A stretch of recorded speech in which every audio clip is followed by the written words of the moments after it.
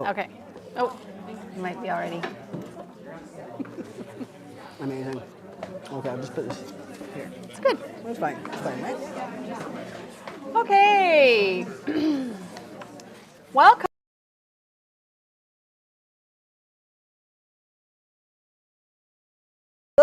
Joining us by live feed. Yeah, sorry, we don't have microphones for the room, though we do have these little things are misleading because they're helping all the people who couldn't get a ticket for tonight's event hear Cole and I through the live stream happening right there.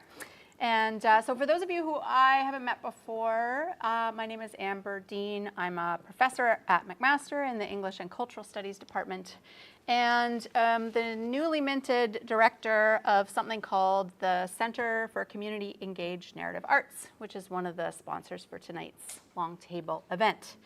As you know, because you're here, we had much more demand than we anticipated for tickets to be in the room tonight. So that is why we've decided to do the live stream, which we're going to do for the kind of presentation portion.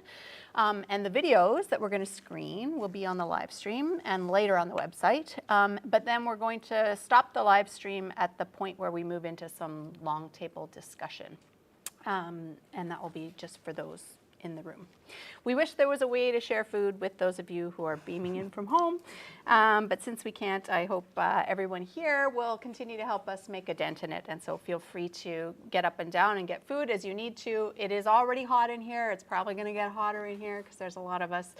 We can't prop the door open, I'm sorry. Do what you need to do to feel comfortable, and just for housekeeping, there are a male and a female washroom just across the hall, but there are gender neutral washrooms, 2 of them, single stall, upstairs just above us on the 2nd floor, and there's an elevator and stairs to get up there. For those of you who are new to CCENA, which is our shorthand acronym for the Center for Community Engaged Narrative Arts, because that's a bit of a mouthful to say, welcome. My directorship of the center, which is actually, the center is a bit of a misnomer because we don't actually have a physical space on campus. We're really just a group of people. But my directorship follows in the enormous footsteps of Daniel Coleman and Lorraine York, who were the founding directors of CCENA, and envisioned it as a way to support arts-based storytelling of Hamiltonians, and particularly Hamiltonians whose stories are less likely to be heard or told in our own words. And so they have been supporting projects much like this one that we're here to talk about tonight for the last, I think, 8 years since CCENA started. And as a result, we're really, really excited to be able to support a discussion on storytelling and Hamilton's queer histories, and clearly so are you, because I think this is the largest CCENA roundtable I have been to date. So we have to remember next time to get a bigger room. We will. We are learning. If you'd like to learn more about CCENA's work or hear about our upcoming long tables later in the year, please check out our website. If you just Google CCENA, CCENA at McMaster, we will come up. And you can subscribe to our email list or connect to our socials there. It's become customary at McMaster to acknowledge that our events happen on the traditional territories of the Mississauga and the Haudenosaunee. And in the city of Hamilton, we usually expand that list to include the Erie, the Neutral, and the Huron-Wendat. This land, all the land, is covered by the Dish with One Spoon Wampum Belt Covenant, which was an agreement between the Haudenosaunee and Anishinaabe to share and care for the resources around the Great Lakes. Actually, it says was an agreement, but as far as I know, it's still in existence, so it is an agreement. We know these acknowledgements are inadequate when we say them and move on to business as usual, and so because of the nature of tonight's event, I would encourage us all, as a way of kind of deepening our connection to that land acknowledgement, to check out the Indigenous Histories of Hamilton project that's being hosted by the Coalition of Hamilton Indigenous Leadership, where the wonderful local Two-Spirit advocate Tristan McLaurin has been doing this amazing job archiving some of Hamilton's Indigenous histories through storytelling. So you can check that out on their website, the CHIL. If you just Google CHIL Hamilton, it'll come up. I'd also be remiss not to mention the brilliant and gorgeous Nawakagishi Miigwan Longfeather, good friend of Cole and myself, whose important work with elders to create ceremony for Two-Spirit youth in Hamilton was shared at a CCENA long table last year. and whose many contributions to building the Hamilton 2S LGBTQ+ community archives can be viewed on our website, which will come up on the screen in a little while, under past workshops. And Nwakagishi Migwen does some great storytelling in some of our past recordings of workshops about what it was like to be Indigenous and queer in Hamilton in some of the early days. So you might want to check that out as well. Tonight's event is also supported by Local History and Archives at the Hamilton Public Library, where the 2S LGBTQ+ community archives has a physical home. And to tell you a bit more about that collection, I'm happy to turn my seat over briefly to Anna Patterson, the Exhibition and Outreach Coordinator for HPL's Local History and Archives. I think you can even just hold it if you want. Oh, okay. Thank you, and good evening, everyone. My name is Anna Patterson, as you said. My pronouns, sorry, I just want to clip this on. There we go. My pronouns are she, her, and I am the Exhibition and Outreach Coordinator for Local History and Archives at Hamilton Public Library. Michael John Stone lovingly captured more than 50 years of Hamilton's 2S LGBTQ+ history, serving as a self-appointed archivist for a marginalized segment of the population. Hamilton Public Library is grateful to Michael and his family for his founding donation to the 2S LGBTQ community archive. Michael's collection contains more than 30 boxes of things like newspaper clippings, pamphlets, photographs, videotapes, oral histories, and so much more. I have personally had the pleasure of going through a lot of the boxes, and it's fascinating. Chief Librarian Paul Takala officially accepted the donation on Sunday, June 17th, 2018, during the Hamilton Pride celebration at Gage Park. It is housed in the Local History and Archives at Central Library, so just kind of across the street from here. Since then, Michael's vast collection has served as a rich resource for McMaster's Department of English and Cultural Studies, as it has been in multiple workshops and events focused on sparking essential conversations to help build and sustain a broad and diverse Hamilton 2S LGBTQ+ community archives. Michael's donation is hopefully the first of many from the community. By gathering further donations of collections and archival material, HPL's Local History and Archives aims to be a responsible steward and a safe and trusted place for the 2S LGBTQ+ community. Michael's collection captures an important slice of 2S LGBTQ+ history in Hamilton. However, it is only part of a much bigger whole that needs to be more fully represented and preserved for current and future generations. And the phones are accessible in person at Local History and Archives. Lots of folks don't know that, but you can find us on the third floor of Central Library. Our address is 55 York Street. And we have a full and detailed finding aid that is available on our website, and it's also available in physical form at the library in the reading room. So certainly if you're working on a research project or you're just super interested and want to see something, you are more than welcome to come and give us a visit. We always love to see friendly faces come in and ask for old things, and and we love that. So they are open and available for folks to come and explore. So thank you. Thanks, Anna.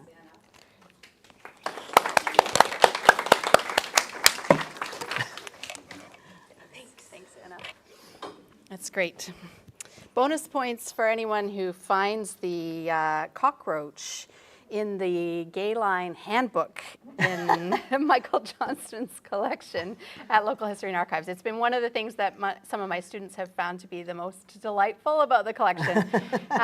People often don't know that once upon a time there was a peer support line here in Hamilton operated by HUGS, the Hamilton United Gay Societies.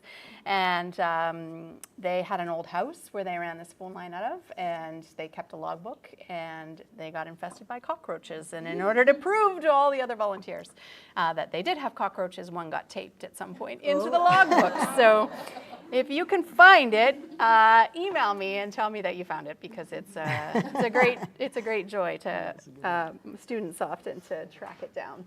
Yeah, one of the many delightful things you'll find in Michael's records. Okay, so it's true that we've been doing lots of work, and students have been doing lots of great work with the initial donation that Michael Johnston made to Hamilton Public Library, and some of those student projects are actually available through our website as well. But tonight, we have 3 short videos to share with you before we open the floor for some long table discussion about what it means to do storytelling about queer histories in Hamilton. The first 2 were created this summer by the also lovely, wonderful, gorgeous queer and trans person about town here in Hamilton, Cole Gately, who also is one of 2 community stewards of the 2S LGBTQ+ community archives here in Hamilton, which was Michael's request. And we've been rushing to put together this event before Cole leaves the continent next week. So we apologize that the captioning of these first 2 short videos hasn't yet been edited. Actually, the captioning on any of our videos has not yet been edited, but it will be. But we will be showing them with the captions tonight nevertheless, because the auto ones are better than nothing, that's for sure. And Cole started collecting oral histories from queer and trans seniors kind of just before the pandemic hit, in the year or so before, in the interest of hopefully one day making a documentary. But really, these oral history interviews are a rich kind of archive themselves of sources about queer and trans histories in Hamilton. And at one day, the recordings will live at HPL as well, and you'll be able to just go to local history and archives and access them.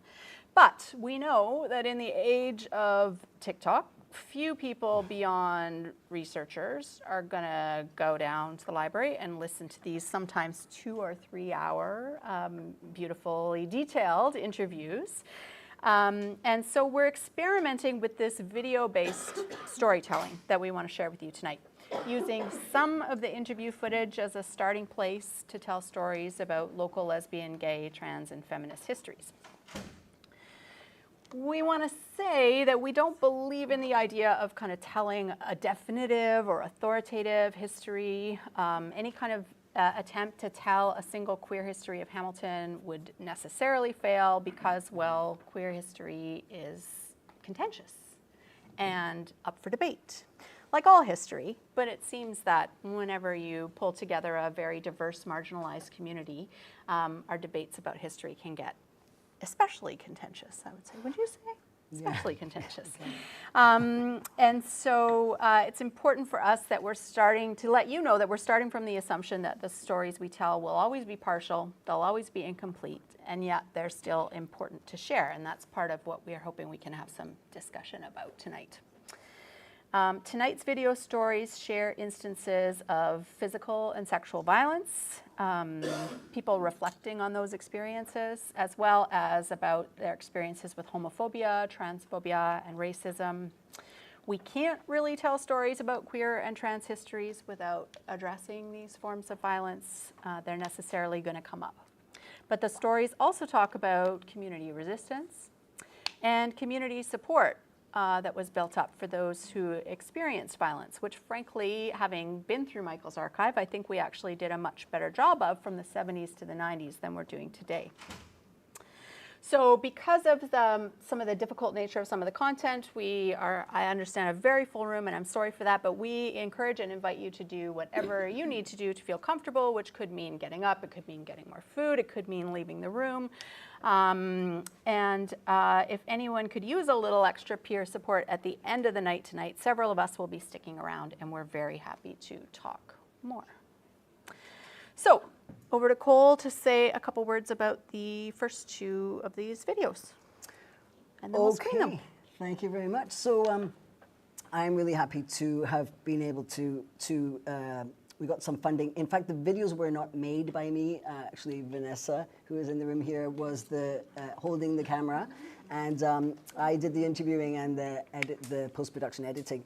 And so there's quite a bit of footage of Renee Sajibert Albrecht, who was the owner and proprietor of the Hamilton Women's Bookstop, which she unfortunately had an untimely death this year in April. So making this film, editing has been very, very, quite difficult, but it's sort of, I don't even know if she's, I think we've been engaging with each other quite a lot the last few weeks. So she's going to talk about a person who has become famous posthumously, an artist in Hamilton called Philip Stone. We'll hear a bit more about him. And then also we're going to be hearing a bit about what started up, why she, one of the reasons why she started up the Women's Bookstop, and that's a short film as well. I just want to say something about Michael. He was a nurse. He was one of the founding board members of Hamilton AIDS Network for Dialogue and Support, which we have Tim here, the ED of Hamilton AIDS Network, or the AIDS Network now. He ran a supper club for about 25 years. Every single month, anyone who was gay or queer or trans could just join and go to a different restaurant each time. And he was a real community maker for 25 years. He didn't go out there on social media telling everybody about it. He just quietly went about his business and kept every single thing he ever read or was ever produced. So we're really, really happy. And I was actually friends with him for many, many years, but I started hanging out with him to sort of say, like, what do you think we should do about your archives? And then, unfortunately, he had to tell me that he had been diagnosed with cancer. And so it was very good that we managed to get him, he was able to donate them to the public library before he died, but also it was very, it was very moving and touching. And he actually signed the community stewardship over from his hospital bed, so it was all very emotional. So anyway, that's all I really have to say about that, and we can talk great. after. Yeah. Thanks. So we're going to screen these first two short videos, and then I just have a little bit to say before the third one, which is a little bit longer. Perfect. Enjoy.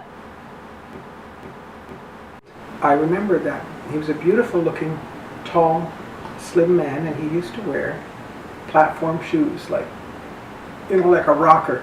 And what was his name? Phil. Okay. Philip. I don't know his last name. But we watched it because it was sort of the artsy area. It was just sort of starting to happen. Festival of Friends was starting to happen. Bill Powell had his gallery there. Like these things are all historic now, but in those days we were cutting edge. And I lived on Augusta Street, and yeah, we used to see Philip, and then he was gone. And we read in the paper that he was murdered. And he was murdered for his sexual orientation.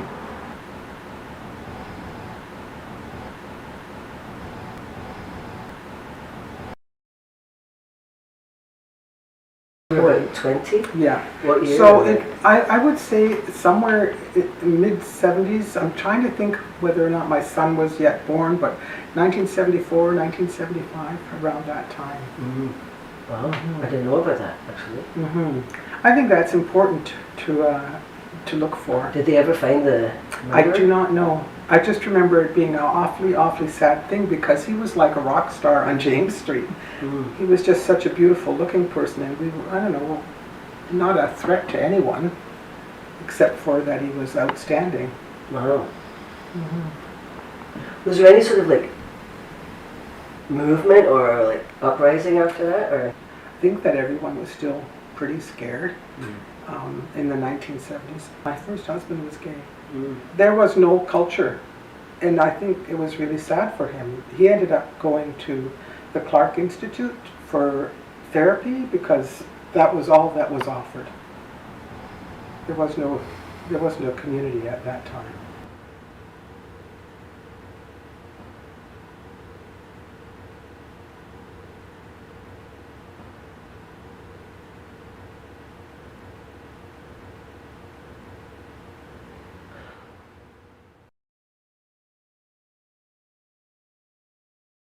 In terms of history, Yes. it was the second International Women's Book Fair that I went to was in Barcelona, Spain.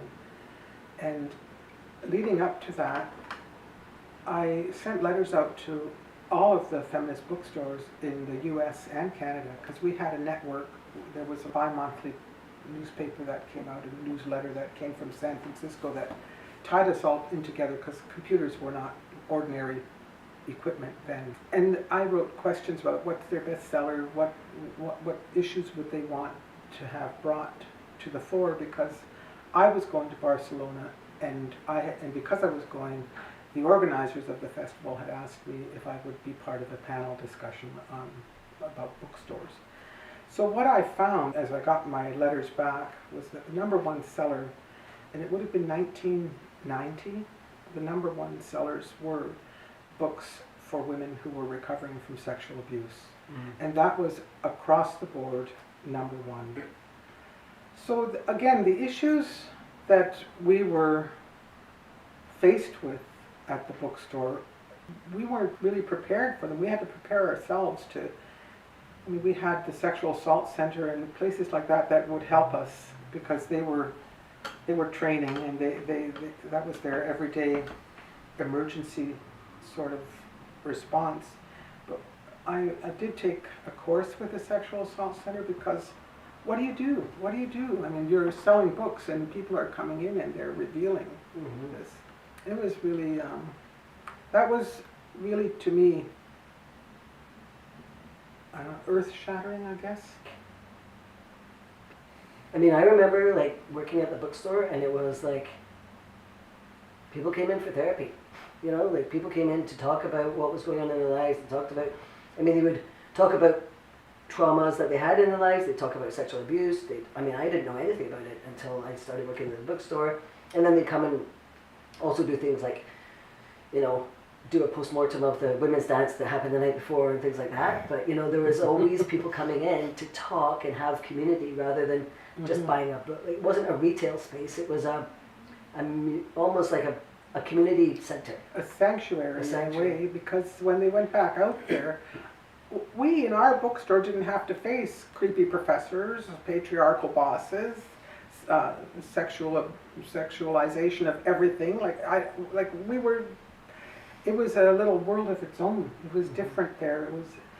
And I'd forgotten what the rest of the world was like because I was there every day, and I remember women coming in and unloading the misery, and then I'd try and, oh, couldn't you say this? Couldn't you say that? Do you know what it's like out there? And I go, no, I don't anymore. I've forgotten. But boy, when I went back out there, it was a shock.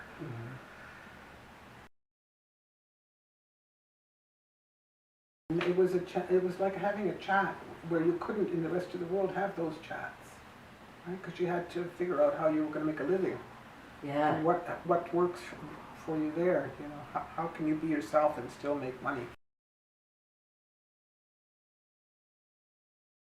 Yeah, I felt like we had the biggest conversations, and we could say anything. We start laughing away at like, what a ridiculous thing we just said. Or how ridiculous is the world? Or how ridiculous is the world, and imagine if we were running the world, kind of thing, and just imagine what it would be like if women had much more power or whatever. You know, we just used to talk about absolutely every possibility, and I think that's what actually has helped me to, you know, I wasn't very confident when I was young. I was pretty unconfident, and being at the bookstore and just being so immersed in feminism and lesbian stuff and queer stuff and politics. It was the time of my life. It was nine and a half years, and I just felt completely like I opened up my mind to the world, and my analysis of the world and the way I see it is got so much to do with how we approach things and how we talk and opened up the mind. You know? And because the nature of feminist bookstores was always pushing, and you know, eventually we had to open our minds to authors from offshore, because we were so influenced by the United States, and to start to listen to international authors.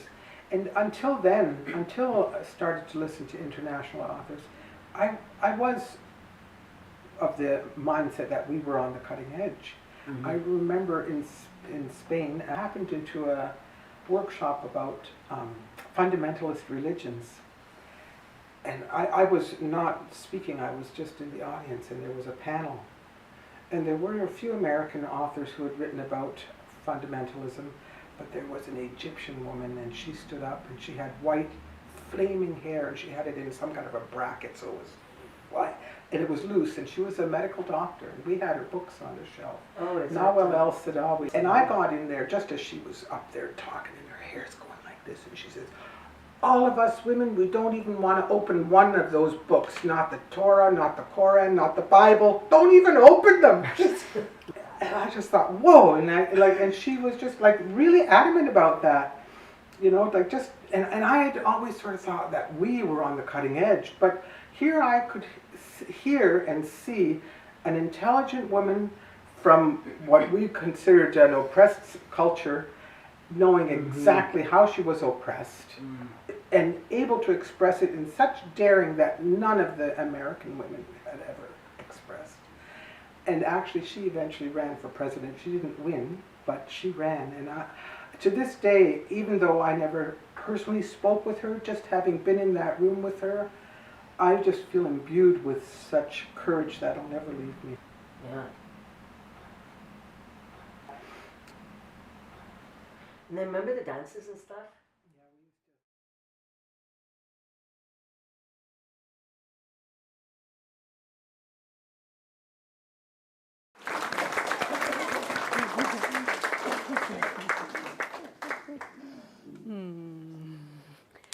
I don't think we even need to turn the lights up.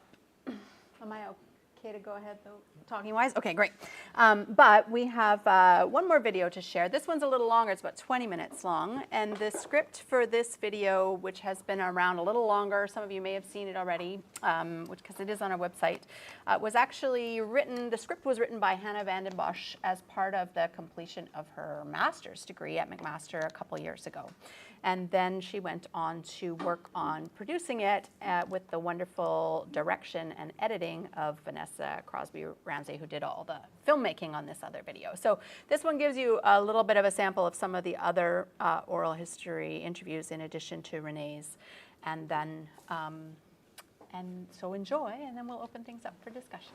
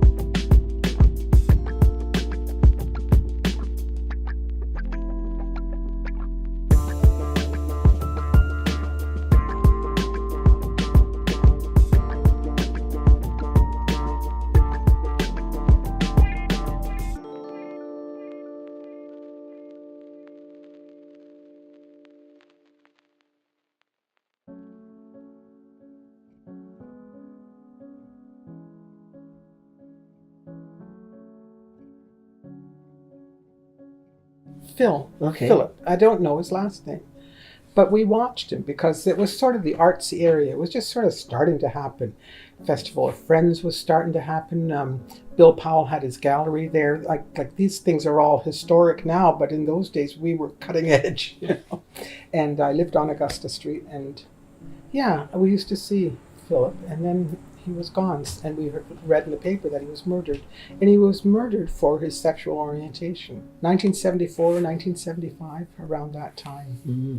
I just remember it being an awfully, awfully sad thing because he was like a rock star on James Street. Mm. He was just such a beautiful looking person, and we were, I don't know, not a threat to anyone. I think that everyone was still pretty scared in the 1970s. Now we had lots of women-only dances, and we did lots of social stuff as well. But Yeah, you know, yeah, but certainly even those women's dances. I mean, I always felt like, you know, when they were at the Y and when they were up at the place up in the mountain. And I always sort of felt like when I was going in the door that people might be watching us to see who was going in. And I was always thinking, even though I knew we weren't going to be raided, it always felt like we could be to me. I was always kind of nervous. And were you? In the early days when they were on campus, they used to be at the McMaster Women's Center. I felt safe there. Yeah. But when they were in the community, you're right, I didn't feel safe. Yeah. But it was much easier then than it had been earlier, for sure. Yeah, you didn't really have a community response because you didn't really tell anybody. Yeah. It was scary though. It was really scary. Thought, if we were leaving a meeting late at night and there were a few of us, we would worry about getting attacked and getting gay bashed as women. We worried about that. We worried about leaving bars at night.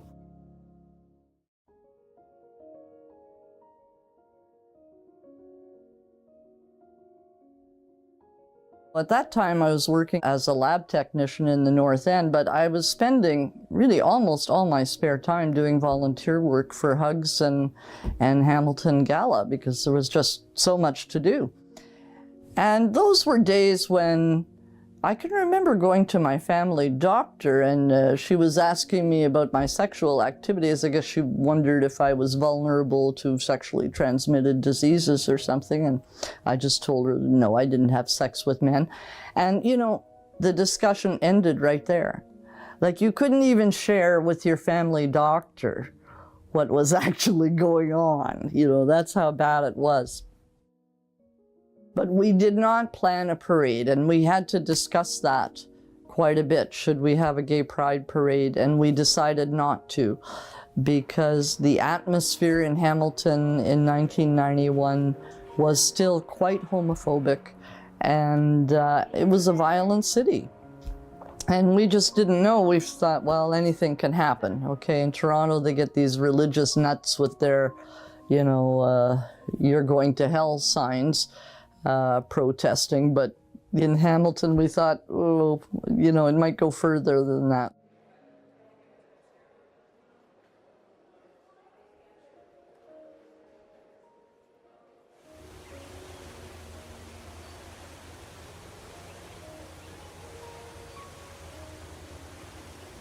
I remember when the Hamilton Wentworth District School Board was enacting an equity policy. Well, there was some backlash. Now, this is over a decade ago now, but there were right-wing Christian groups who were proactively trying to stop that equity policy from going through. And I remember when the final vote on the equity policy was happening at the Board of Ed, that there was all these Christian activists who came with Bibles and flashlights because they wanted to light up the room with the Word of God.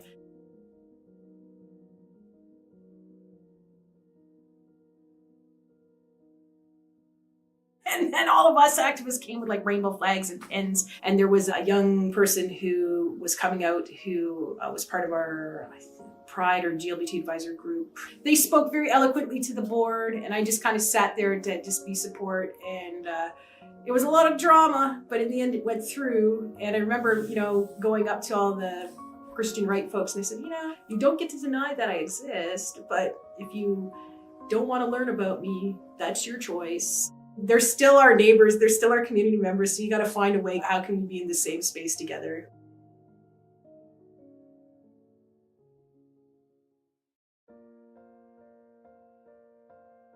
I was clearly feeling like it was right for me to be a lesbian.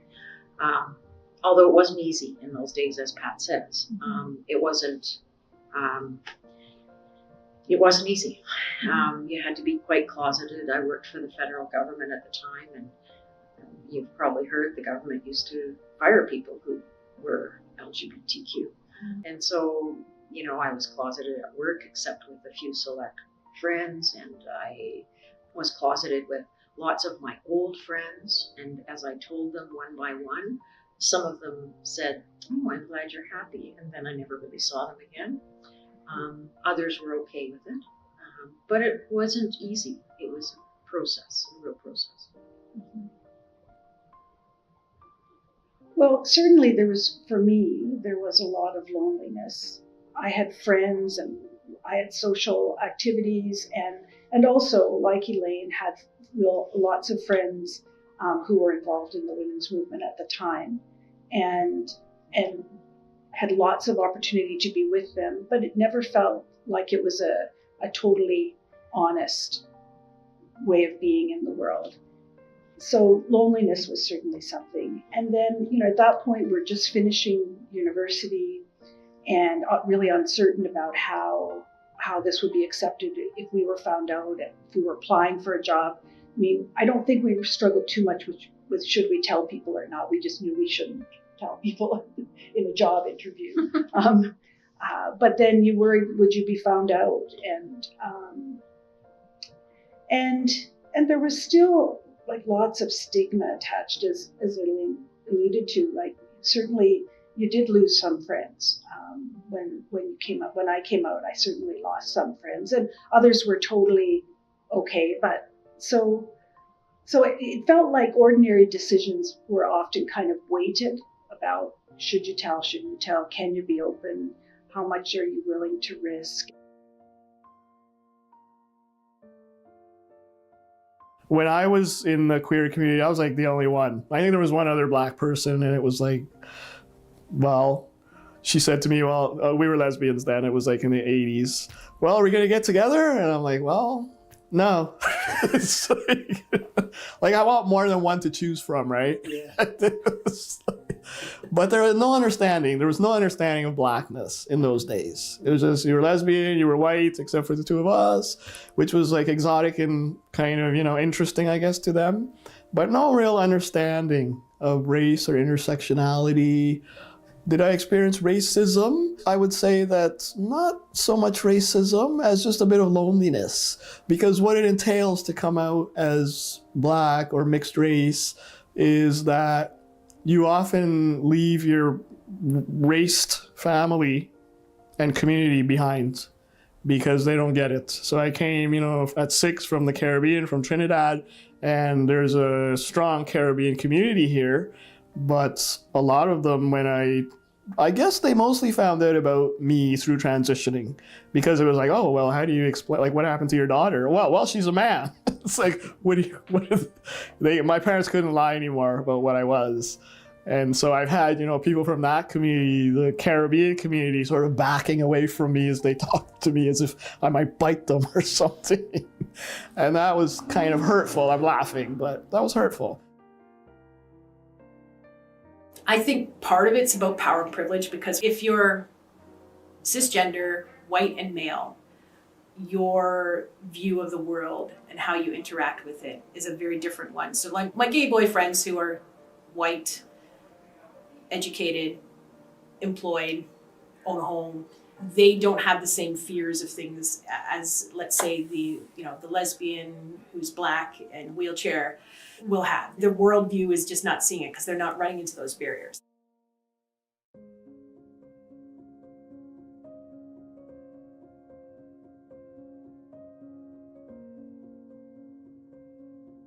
So about that bathhouse raid in Hamilton, I think the other reason I was all fired up even more so was because I was at the Pussy Palace in Toronto when it got raided by the police. Mm-hmm. So I empathized with the gay men. I was like, I've been there before with cops coming in and getting in your space and making you feel unsafe and violating your space when you actually weren't doing anything wrong, and they wanted to impose their sense of right and wrong on your space. We started the Speakers Bureau back in those days, where we had 4 or 5 lesbian and gay people, and we'd go out and speak to whatever group would tolerate us to explain basically that we weren't as weird as people thought. And that they had nothing to fear from us. We were trying to reassure the public. But when these bath raids started happening and all these arrests, we decided we had to get political. We had to become more militant. And what could we do?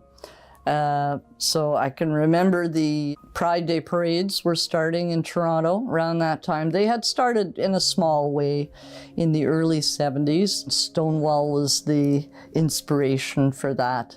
And I can remember my first gay pride, I think it was maybe 1977 or so in Toronto, and nothing like today.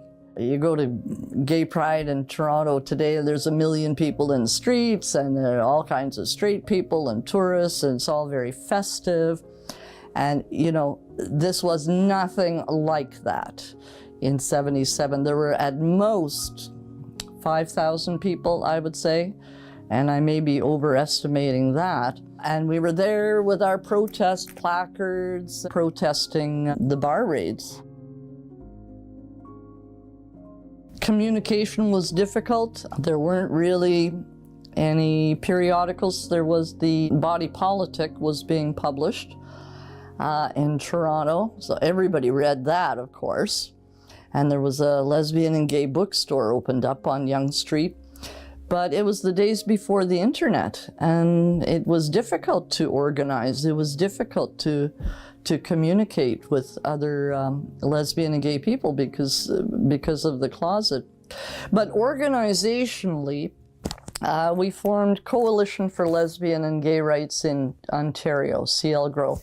We thought, well, we have to lobby at the provincial level because it's obvious we have to get inclusion in the Ontario Human Rights Code, or we're dead in the water, because it was open season on us. You could basically do anything to a gay person and get away with it. And it kept us living in fear, it kept us in darkness, it kept us isolated, and, well, not living up to our human potential, shall we say. So, various cities in Ontario, North Bay, Sudbury, London was key, we were key, Toronto, Ottawa.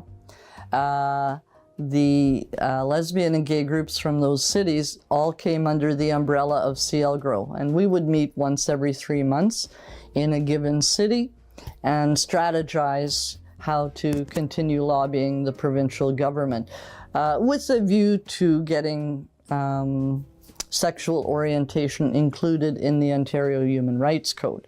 We thought, well, that's number one, because we have to have legal protection from discrimination, otherwise nobody can come out of the closet.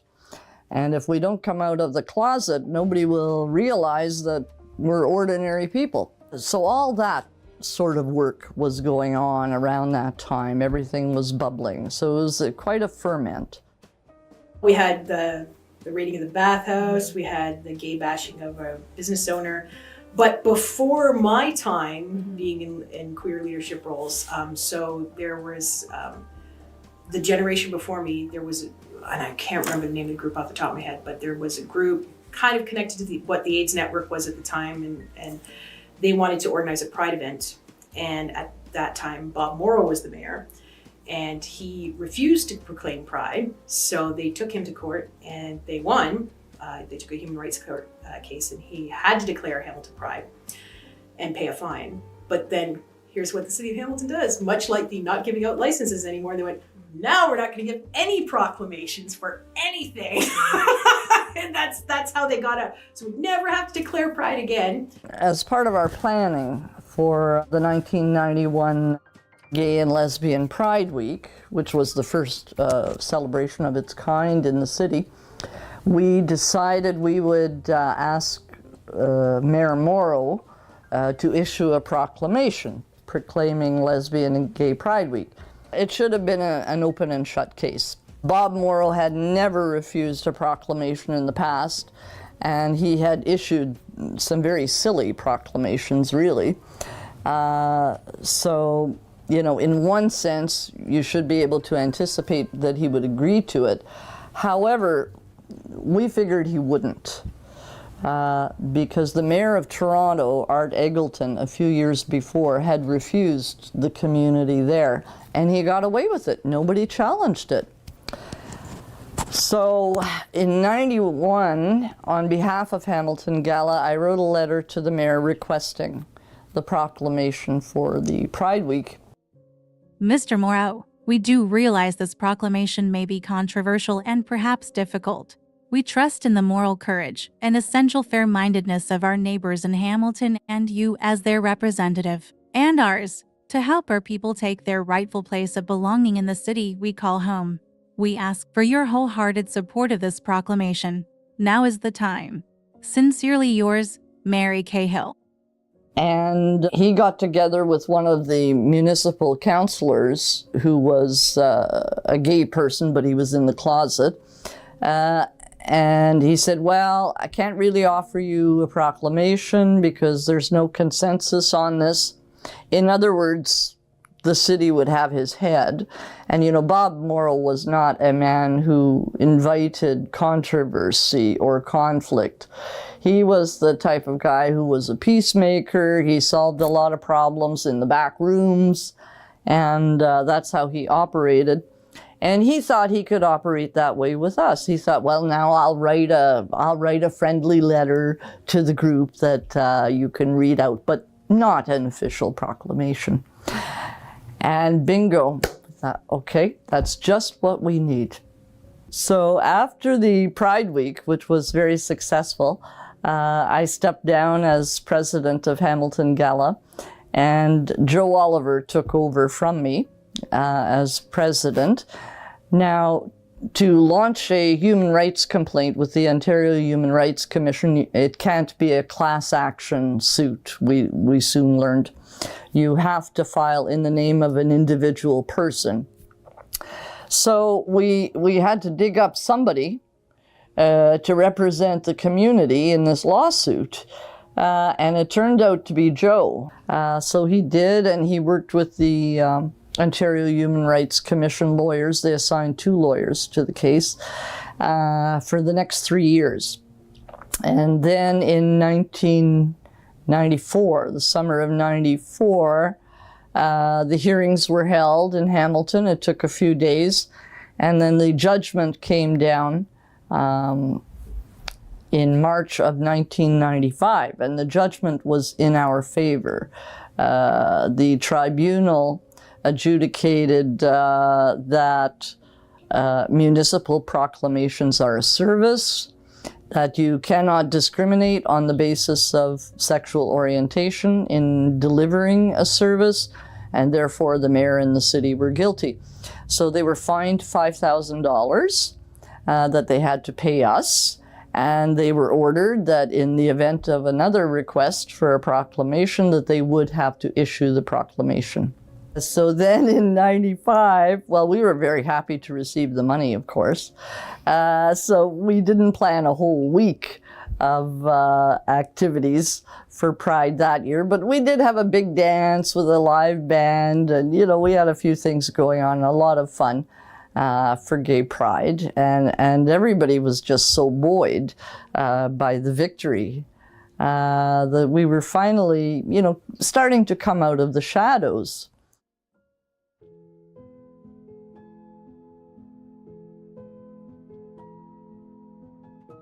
How can we be in the same space together?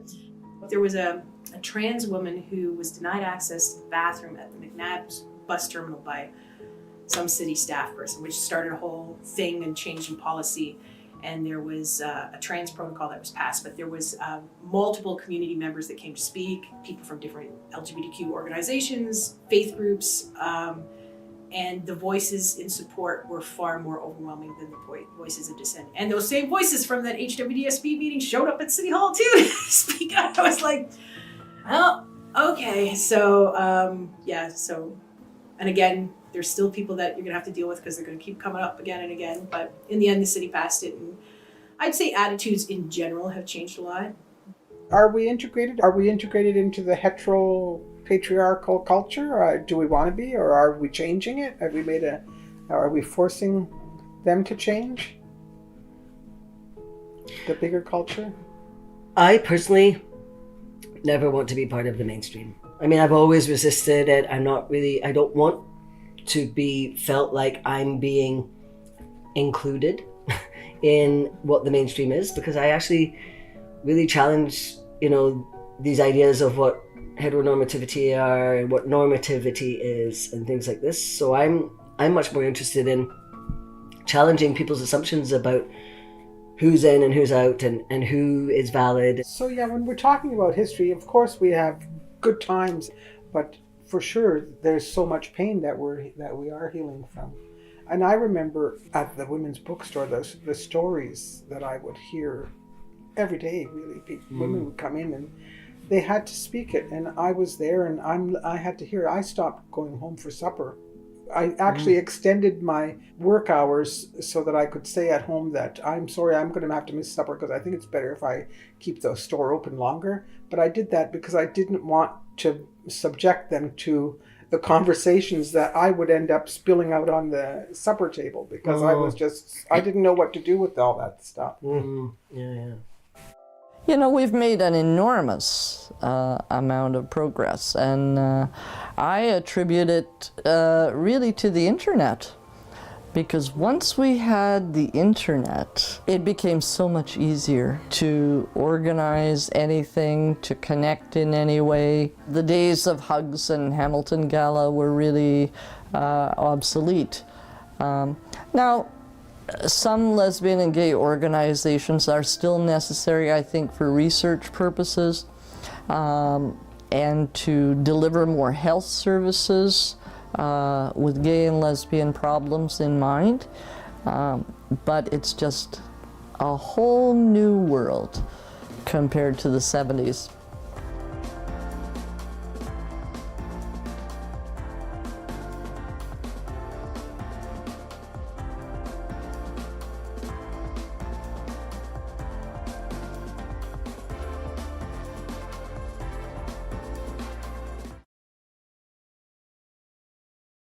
Tell me when I'm live, Simon.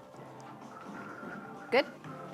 Okay, so speaking of the internet, just before we sign off to all our friends on the live stream, let me say a few quick thank yous. To Cole, of course, a huge thank you to Simon Lebrun, who made this whole live stream thing possible.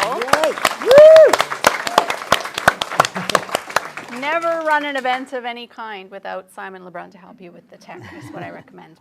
To Katie Waring for managing the Eventbrite and promotions and doing all the kind of organizing labor for CCENA. To Anna Patterson and the whole team at HPL, thank you.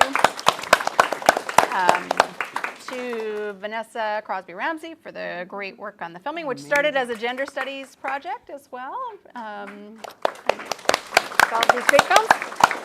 And we're also very grateful to Tuma for the food. And I think what we'll do now is sign off to our online friends, take a 10-minute break. People can get some food, get some fresh air. We'll try and cool things off a little bit in here, and then we'll come back in 10 minutes and have a bit of conversation at our long tables. Thanks. Thanks.